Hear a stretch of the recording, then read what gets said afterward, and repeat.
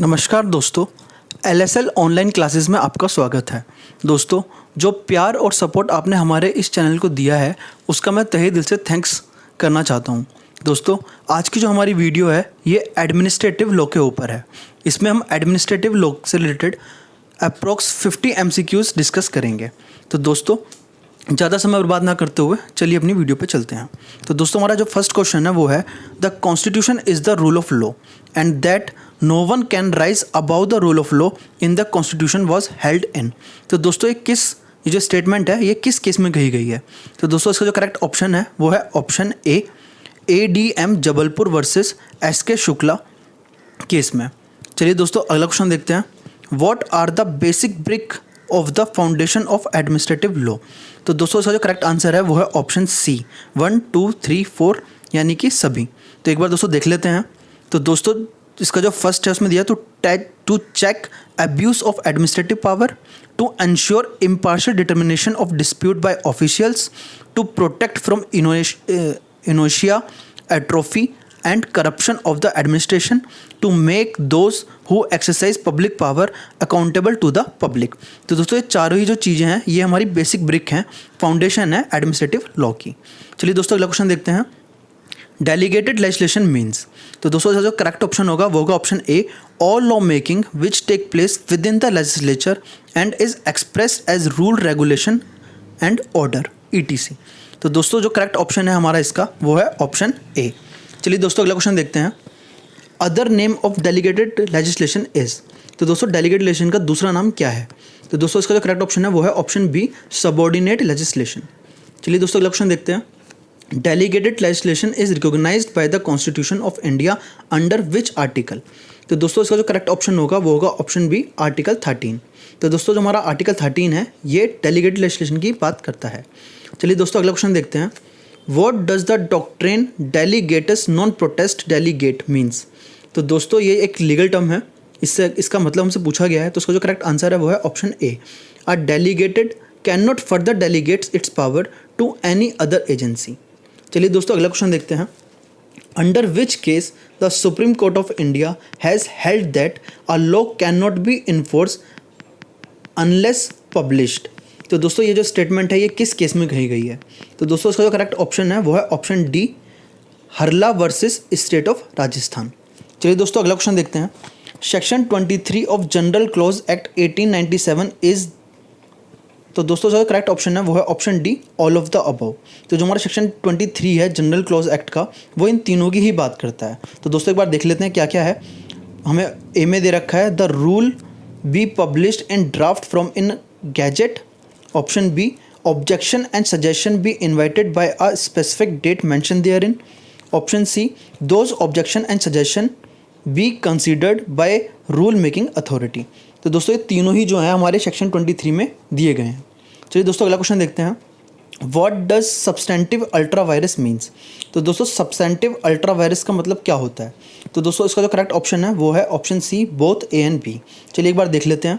When delegated legislation is beyond the scope of authority conferred by the statute. Second, when it is conflict with the delegated statute। तो दोस्तों, ये दोनों ही जो condition है ये substantive ultra vires मानी जाती हैं। चलिए दोस्तों, अगला क्वेश्चन देखते हैं। Which of the following term come under procedural ultra vires? तो दोस्तों, जो करेक्ट आंसर है वो है option D, all of the above. तो दोस्तों, एक बार देख लेते हैं। Publication, that it is unreasonable, arbitrary and discriminatory and that is malified। तो दोस्तों, तीनों ही जो स्टेटमेंट हैं ये हमारी प्रोसीजरल अल्ट्रा वायरस के बारे में बताती हैं। चलिए दोस्तों, अगला क्वेश्चन देखते हैं। Delegated legislation may be assailed by the court on which of the ground? तो दोस्तों, जो करेक्ट आंसर है वो है option C, both A and B. दोस्तों, एक बार देख लेते हैं। It is ultra vires the enabling act, it is ultra vires the constitution. तो दोस्तों, ये दोनों ही जो स्टेटमेंट है हमारी ये इसका करेक्ट आंसर होंगी। चलिए दोस्तों, अगला क्वेश्चन देखते हैं। Discretion is a matter of subjective satisfaction, court can not interfere in it was held in. तो दोस्तों, ये किस केस में कहा गया है? तो दोस्तों, ये कहा गया है हमारा गोपालन वर्सेस मद्रास, यानी कि जो करेक्ट आंसर है वो है ऑप्शन ए। चलिए दोस्तों, अगला क्वेश्चन देखते हैं। Under which case section 144 sub clause 6 of CRPC held unconstitutional? तो दोस्तों, इसका जो करेक्ट आंसर है वो है option B, state of Bihar versus K Mishra. चलिए दोस्तों अगला क्वेश्चन देखते हैं। Which of them fall under the category of abuse of discretion. तो दोस्तों इसका जो करेक्ट आंसर है वो है option D, all of the above. तो दोस्तों एक बार देख लेते हैं। दोस्तों mala fide, acting for improper purpose, taking irrelevant consideration into account और आर्बिट्रेरी जजमेंट। दोस्तों ये चारों ही जो हैं ये हमारे फॉल करते हैं under the category of abuse of discretion power का। तो चलिए दोस्तों अगला क्वेश्चन देखते हैं। What does it mean colourable exercise of discretion by administrative authority. तो दोस्तों हमसे इसमें पूछा जा रहा है कि colourable exercise of discretion by administrative authority का मतलब क्या होता है। तो दोस्तों जो करेक्ट आंसर है वो है option A, if a statute confers a power for one purpose it's use for a different purpose. चलिए दोस्तों अगला क्वेश्चन देखते हैं। Administrative law is concern with the power of the. तो दोस्तों जो करेक्ट ऑप्शन है वो है ऑप्शन बी, एग्जीक्यूटिव। चलिए दोस्तों अगला क्वेश्चन देखते हैं। One of the important factor responsible for the growth of administrative law is. तो दोस्तों जो करेक्ट आंसर है वो है option B, changing role of the executive. चलिए दोस्तों अगला क्वेश्चन देखते हैं। There is a close relationship between. तो दोस्तों जो करेक्ट आंसर है वो है option C, administrative law and constitutional law. चलिए दोस्तों अगला क्वेश्चन देखते हैं। Rule made under administrative law must correspond to the. तो दोस्तों इसका जो करेक्ट आंसर है वो है ऑप्शन ए, पेरेंट एक्ट। चलिए दोस्तों अगला क्वेश्चन देखते हैं। The action taken must correspondent to. तो दोस्तों इसका जो करेक्ट आंसर है वो है ऑप्शन ए, पब्लिक ओपिनियन। चलिए दोस्तों अगला क्वेश्चन देखते हैं। Administrative law is the law relating to the administrative and duties of administrative authority. तो दोस्तों ये स्टेटमेंट किसने कही है। तो दोस्तों इसका जो करेक्ट आंसर है वो है option D, Sir Ivor Jennings. चलिए दोस्तों अपने अगले क्वेश्चन में चलते हैं। Fundamental principle of administrative law is. तो दोस्तों जो करंट आंसर है वो है option C, rule of law. चलिए दोस्तों अगला क्वेश्चन देखते हैं। Rule of law means. तो दोस्तों रूल ऑफ लॉ का मतलब क्या है। तो उसका जो करेक्ट आंसर है वो है option D, supremacy of law. चलिए दोस्तों अगला क्वेश्चन देखते हैं। The doctrine rule of law is based on. तो दोस्तों जो डॉक्ट्रिन है रूल ऑफ लॉ का वो किसके ऊपर बेस है। तो दोस्तों जो करेक्ट ऑप्शन है वो है option B, equality before law के ऊपर। चलिए दोस्तों अगला क्वेश्चन देखते हैं।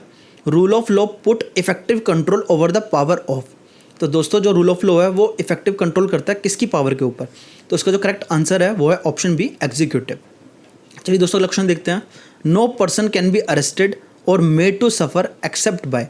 तो दोस्तों जो करेक्ट ऑप्शन है वो है option B, once process of law. चलिए दोस्तों लक्षण देखते हैं। Droit administrative is a. तो दोस्तों ड्रॉइट एडमिनिस्ट्रेटिव है वो क्या है। तो इसका जो करेक्ट आंसर है वो है option C, French system of adjudication. चलिए दोस्तों लक्षण देखते हैं। Delegated legislation means and include. तो दोस्तों डेलीगेटेड लेजिस्लेशन के अंदर क्या क्या इंक्लूड होता है। तो इसका जो करेक्ट आंसर है वो है option D, all of the above.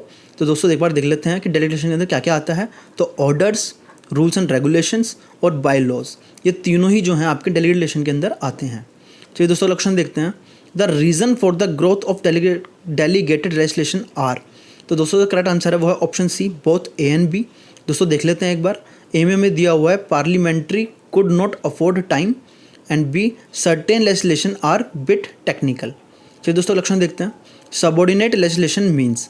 तो दोस्तों इसका जो करेक्ट ऑप्शन है वो है option A, legislation by executives. चलिए दोस्तों लक्षण देखते हैं। In case of emergency subordinate legislation became important because. तो दोस्तों इसका करेक्ट आंसर जो है वो option C, to meet the exigency. चलिए दोस्तों अगला क्वेश्चन देखते हैं। In a delegated legislation the power of legislation interested to. तो दोस्तों इसका करेक्ट ऑप्शन है वो है option B, the organ other than the legislature. चलिए दोस्तों लक्षण देखते हैं। The principle of natural justice is also known as. तो दोस्तों जो करेक्ट आंसर है वो है option D, all of the above. तो दोस्तों जो आपका प्रिंसिपल ऑफ नेचुरल जस्टिस है उसको substantial justice, fair play in action और यूनिवर्सल जस्टिस के नाम से भी जाना जाता है। चलिए दोस्तों अगला क्वेश्चन देखते हैं। Natural justice is justice that. तो दोस्तों इसका करेक्ट आंसर है वो है option A, elementary and simple. चलिए दोस्तों अगला क्वेश्चन में चलते हैं। The principle of natural justice consist of two basic maxims. तो दोस्तों कौन कौन सी हैं। तो दोस्तों करेक्ट आंसर है वो है option B, nemo debet esse judex in propria causa and audi alteram partem. तो दोस्तों ये हमारी दोनों मैक्सिम्स हैं, ये जो हैं आपका प्रिंसिपल ऑफ नेचुरल जस्टिस के ऊपर बेस्ड हैं। चलिए दोस्तों लक्षण देखते हैं। नेमो डेबिट एसा जुडिक्स इन प्रोप्रिया कोसा मीन्स। दोस्तों इस लीगल टर्म का मतलब से पूछा जा रहा है, तो इसका मतलब क्या है। तो दोस्तों इसका करेक्ट ऑप्शन है वो है option B, no person should be जज ऑफ हिज ओन केस। चलिए दोस्तों लक्षण देखते हैं। Principle of natural justice correspond to the constitutional provision of.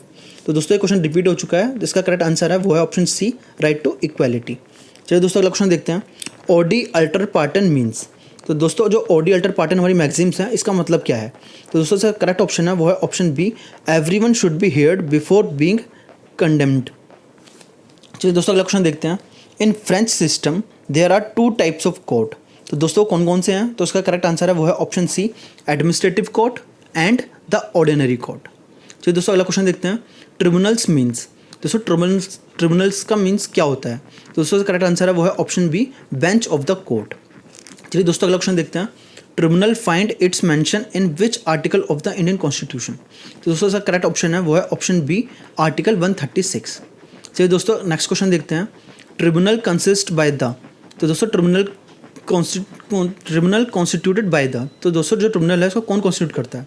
उसका करेक्ट आंसर है वो है option D, both A and B, यानी कि यूनियन गवर्नमेंट और स्टेट गवर्नमेंट दोनों ही मिलकर जो है ट्रिब्यूनल्स को कॉन्स्टिट्यूट कर सकती हैं। चलिए दोस्तों क्वेश्चन देखते हैं। Tribunal is vested with. तो दोस्तों इसका जो करेक्ट आंसर है वो है option C, both A and B, यानी कि ट्रिब्यूनल के अंदर क्या क्या होता है? Judicial power plus quasi judicial power. तो दोस्तों दोनों ही इसके करेक्ट ऑप्शन है। चलिए दोस्तों क्वेश्चन देखते हैं। Main characteristics of tribunal is. तो दोस्तों इसका करेक्ट आंसर है वो है option D, all of the above. देख लेते हैं। Statute creation, judicial power, free from rigid procedure, ये तीनों ही जो हैं आपके मेन कैरेक्टरिस्टिक्स होते हैं। चलिए दोस्तों अगला क्वेश्चन देखते हैं। Tribunal are the creation of. तो दोस्तों इसका करेक्ट आंसर जो है वो ऑप्शन ए, लेजिस्लेशन। चलिए दोस्तों क्वेश्चन देखते हैं। Following are tribunals. इनमें से कौन कौन से ट्रिब्यूनल्स हैं? तो दोस्तों इसका जो करेक्ट आंसर है वो है option E, all of the above, यानी कि income tax tribunal, labour tribunal, industrial tribunal और रेलवे रेट्स ट्रिब्यूनल। तो दोस्तों चारों ही जो हैं वो ट्रिब्यूनल के कहलाते हैं। चलिए दोस्तों अगला क्वेश्चन देखते हैं। Writ of certiorari and prohibition are available. तो दोस्तों का करेक्ट आंसर है ये है option B, against the decision of administrative tribunal. चलिए दोस्तों अगला क्वेश्चन देखते हैं। Res judicata means. तो दोस्तों रेस जुडिकाटा का मीन्स क्या है? तो दोस्तों इसका करेक्ट आंसर है वो है option B, subject matter of the issue should not be raised in subsequent suit by the same parties. और दोस्तों आप लोग जानते हो कि जो रेस जुडिकाटा है ये आपका सेक्शन 11 जो CPC का है उससे डील करता है। चलिए दोस्तों अगला क्वेश्चन देखते हैं। रेस जुडिकाटा इज आ। तो दोस्तों का करेक्ट ऑप्शन है वो है ऑप्शन ए, स्टैट्यूटरी प्रोविजन। चलिए दोस्तों अपना नेक्स्ट क्वेश्चन देखते हैं। Administrative tribunal are. तो दोस्तों जो करेक्ट आंसर है वो है option B, not subjected to administrative interference. तो दोस्तों ये आपने इसमें 50 क्वेश्चंस देखे एडमिनिस्ट्रेटिव लॉ से रिलेटेड।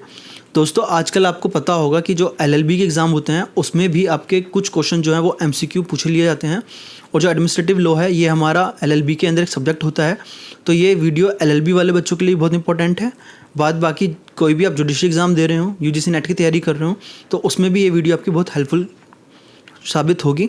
तो दोस्तों इस वीडियो में इतना ही। चलिए मिलते हैं आपसे अपनी अगली वीडियो में।